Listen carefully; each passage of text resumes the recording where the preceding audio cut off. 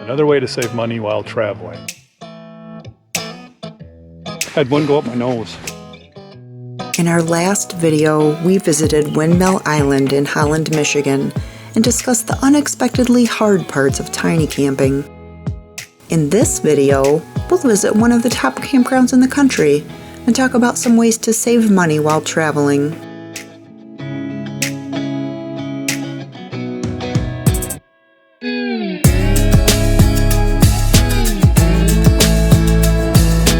We are back at Sleeping Bear Dunes National Lakeshore, but this time we're actually camping in one of the campgrounds here. Yay! We are staying at Platte River Campground. We haven't checked in yet, we're a bit early, but we got our America the Beautiful pass and our passport. Yay! So we're all set for the year. That's right. So we're set to do a few of Michigan's national, well, not just Michigan's. Right. So, not just Michigan's national stuff, but okay. Anyway. We also wanted to talk to you about some ways that you can save money while traveling. We have heard that some people are canceling their trips for this summer because they're concerned about rising costs, and believe you, me, we understand the whole rising cost thing. But there are ways that you can save money while traveling, and we wanted to share some things that we have learned over the years. And one of the big ways, I think, is we bring our food with us. Right. Rather than eating out at restaurants. And we've done it a couple different ways. Back when we were hotel people, we still brought food with us. We just made sure we reserved a room that had a microwave and a refrigerator. And then we would go back to the hotel and have our meals. And that worked out really well for us. Right. But now that we're camping, you want to share what we do now? Yeah, now we bring our camp stove with us and a pan to warm some stuff up. Some pre-prepared stuff. Michelle does all the food prep at home before we leave, and we have a cooler shaped refrigerator that sits in the back, runs off a rock pal that keeps it running all the time, and then we warm up our food on the stove and eat it right there. Yeah, wherever we're at. Wherever we're at. Yeah, we're at the dune climb right now, and we just had a meal over in the picnic section, and yeah, well, who knows where we'll have dinner tonight. You know, maybe at the campground, maybe out in the park here someplace. Who knows? Somewhere along Pier Stocking Drive. We're not limited to having to eat meals at the campsite or a hotel room or wherever. Wherever our car is, we can eat. Right. And we really like that. Yeah. So anyway, bring your food along with you. You'll save a ton of money. It's way cheaper, and I think healthier than eating out all the time. It is. Another way to save money while traveling is to go places where the activities are free, like hiking, biking, out in nature. Yeah. Right. Excursions get very expensive, so a tip if you are traveling with children would be, and even if you're staying someplace like Smoky Mountain National Park, which is close to Gatlinburg and Pigeon Forge and has all sorts of amazing things that little kids are going to want to do, plan your route accordingly. So instead of driving straight through Pigeon Forge so they can see Dollywood and all the flashing lights and signs and everything. Ripley's Believe It or Not. Which, hello, we've been to that. Yeah. Go around. See if you can route around those so that your kids don't see them. They're not tempted by them. They don't see the flashy things. Yeah. It's a good tip. Just go to places like this.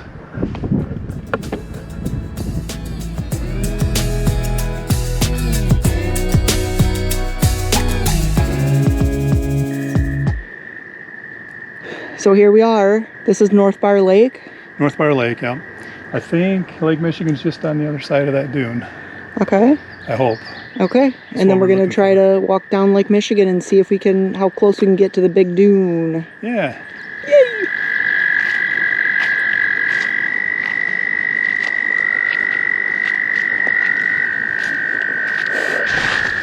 How are the bugs? Oh my word. Don't make me talk. You don't want to open your mouth too far because they'll get bugs in them. Or they've been flying in my eye. Had one go up my nose. Ugh. See, we made it to Lake Michigan, but it's still very buggy. Yeah, and it's going to be too far of a hike, I think, to deal with these bugs. This is a great idea, but nah. No way. Look at this. Oh, they're all over your back. Oh my goodness, so gross. Oh. Okay, we got to go back. Things are just swarming me. You doing okay? This is terrible. This is a bad idea. we put bug spray on too.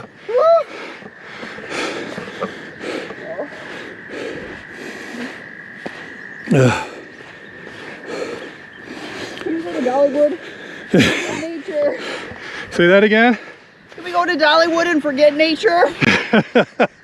Well, if we were in Pigeon Forge, I might say yes.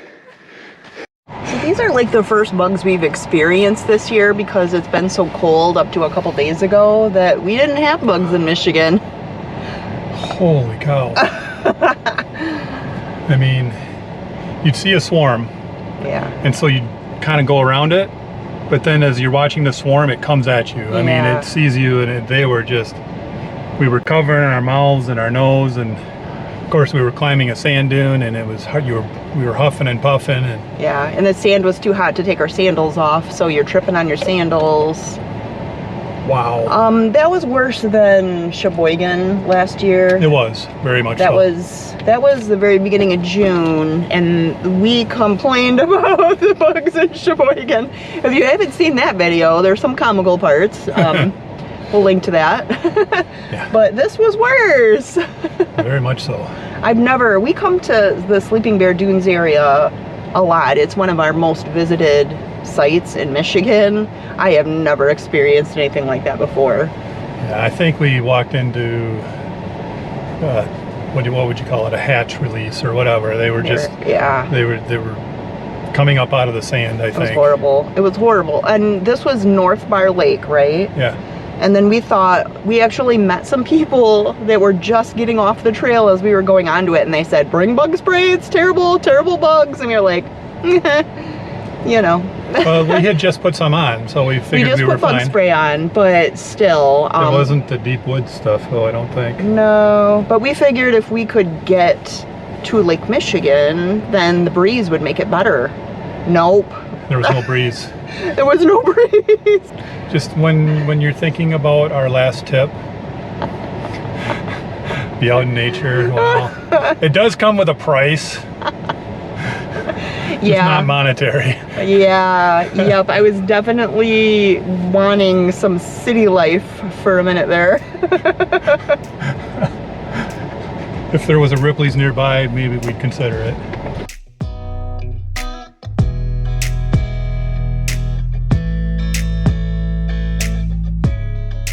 Another way to save money while traveling is to be a tourist in your own hometown. Yeah, basically stay close to home. You don't have to travel across the country to see some really neat things. I mean, you know how many times somebody said, well, you live near such and such, that must be really cool. And that person said, I've never been there. I've always meant to check that out. Right. I never have because I'm too busy heading all the way across the country to see something. Right, right. So yes, you can save money on gas, you can save money on airfare. You don't have to go that far to have a vacation or to just see new things. Right, and if money is really tight, try going to a visitor center outside of the closest city near you, or, you know, just to kind of look at the pamphlets and see what types of activities there are that you could do, and you wouldn't even have to leave your own city. Right. That's a good point. So I know this looks odd, but I parked cricket on purpose. I was just trying to get the door side of the camper to more face the outdoor area of the site, which is really in the back. It's a different kind of setup than what we're used to. But if I would have remembered to bring my wheel for the front pedestal, or the front jack, I could have swung it around 90 degrees to the site and had full access to the back. But live and learn.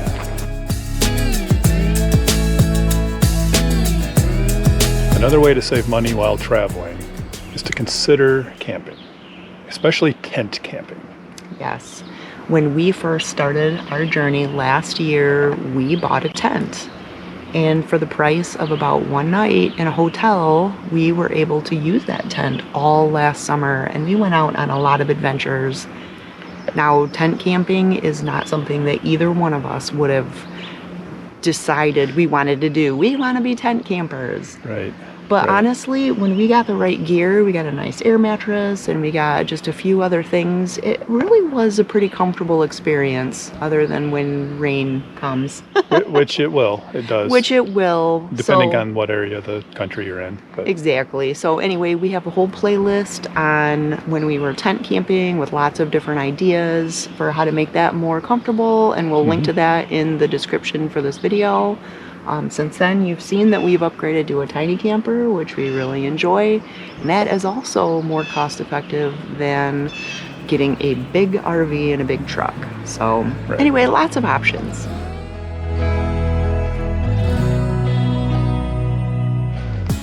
Did you know that if you have a fourth grader in your family, that you can save money at national parks this year? Any year. Any year, really? It's every year. It's every year. I did not know that. It's called Every Kid Outdoors, and you can get from September 1st through August 31st of the year that you have a child in your family. In fourth grade, the whole family gets a free pass to the national parks. So if you want to save some money while traveling, this is a great year to check out some of the national parks and get your free pass. Just Google Every Kid Outdoors and it'll come right up, and you can just get your pass online. Easy peasy. Nice. Yeah, this weekend we are staying at Platte River Campground in Sleeping Bear Dunes National Lakeshore, which is a national park. But we don't have a fourth grader in our family, so we're paying. Well, we got our own America the Beautiful pass. We did, but we paid for it. Right. And it was $80, so... Does that seem kind of unfair? Just because we don't have a fourth grader, we can't get in? It does. We actually had 2 fourth graders at different times in our lives, but either that program wasn't around or we didn't know about it. Right. So anyway, if you happen to have one, that's a great thing to take advantage of. I think that one of the best ways of saving money while traveling is by adjusting our priorities. Think about it for a second. What are the most important things that you want out of a trip? Is it really about the thrill of some grand excursion? Or chasing the next adrenaline rush? Or eating something new? Honestly, these are fleeting moments where the thrill and memories fade with time. Shouldn't the highest priorities be about togetherness? And reconnecting with your spouse or loved ones? And building bonds with each other that will last a lifetime? These things don't require expensive tickets or meals. For me, the trips we take on this channel are all about being with Michelle. Being together, experiencing together, and bonding together. I'm not saying don't go and buy those expensive tickets to that exotic destination. I'm simply saying that where we go, what we eat, and what we do are much less important than who we are with.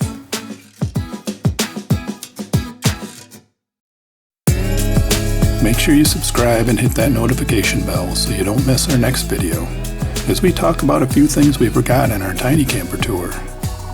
And of course, do some hiking and photography. Thanks for watching, and until next time, go out and live your best life one adventure together at a time.